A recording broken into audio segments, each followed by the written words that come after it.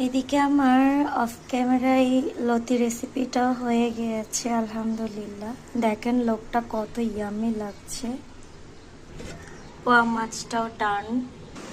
আজকে বাইরের ওয়েদারটা দেখেন একটু, বাইরের ওয়েদারটা দেখলে মনে হয় এতটা গরম পড়ছে না।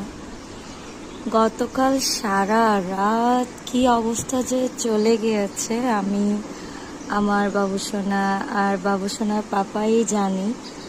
4 তলার উপরের পরেও কত ডেঞ্জারাস সময় কাটিয়েছি। আল্লাহ আল্লাহ, কারেন্ট ছিল, এরপরেও কেমন গরম পড়ছে। আল্লাহ, ভাবছি আল্লাহ যদি একটু বৃষ্টি হতো তাহলে অনেকটা ভালো লাগতো।